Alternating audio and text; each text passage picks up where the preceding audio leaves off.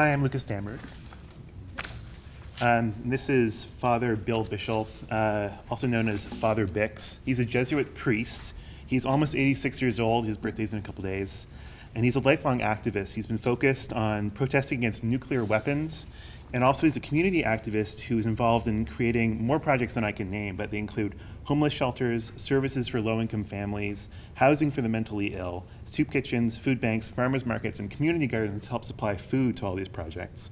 He's the kind of guy who sees the need for something, comes up with a solution, and then makes it happen with a lot of community help. One of his biggest projects has been the G Street community, and you're going to be seeing some photos of houses that are part of this community. It includes Guadalupe House and the Tacoma Catholic Worker.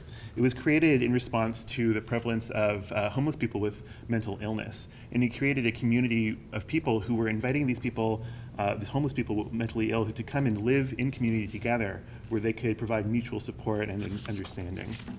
When people talk about Father Bix, they use a lot of the same language. They talk about being roped in or sucked into a project.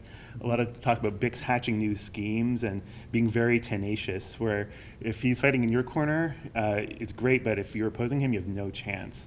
About how you could walk through this community, and he would just come to you, hand you a hammer, and be like, oh, there's some work that needs to be done over there, and you would probably go and help him do it.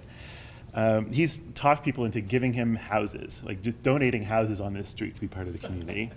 And he does it through charisma, through dedication, through his tenaciousness, through the way he leads, which is he leads in a gentle and kind way. He recognizes a potential in people, and he has a gift for finding the right situation for that person and linking them up together. And people respond because they see the work is good and it's right, and people want to be involved in community. They want to do meaningful work that has direct impacts.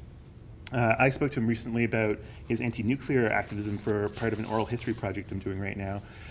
This is the group that was involved in his latest action, the Tsarmnel Plowshares. So that's Bix on the end. These four other people are all in their 60s and 80s.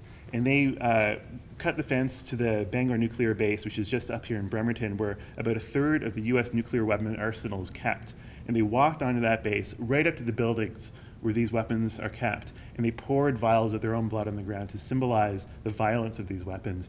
And for that, they were arrested violently, they were put on trial and sentenced to prison, and Bix himself spent over 3 months in prison just for that action.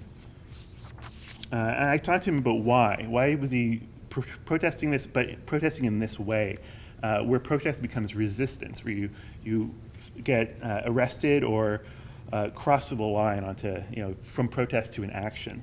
And he told me about his first arrest in 1976, which was at the same base. Before the Bangor base was built, he was already protesting the building of it. He had chosen to attend this protest, but he wasn't planning to get arrested. And there was a call for volunteers to step onto the base to risk that action. But before that, there was a half hour of drumming, Buddhist chanting, and silent contemplation. And in that half hour, something changed for him. And I asked him what changed, and he paused, and he said it wasn't a change so much as a process of not letting things get in the way of saying yes. He said that there was a yes inside him that he wanted to respond to. He wanted to accept it. And at first, he couldn't hear it. But during that half hour, he was able to uncover it, to accept it, and to step into it. This is a photo of him accepting the Legacy Award here at UW.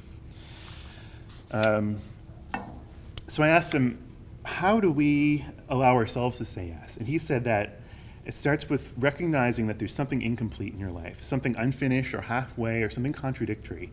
And once you recognize that, if you're in the right place at the right time, the right circumstance, you may feel the presence of that gift, that yes.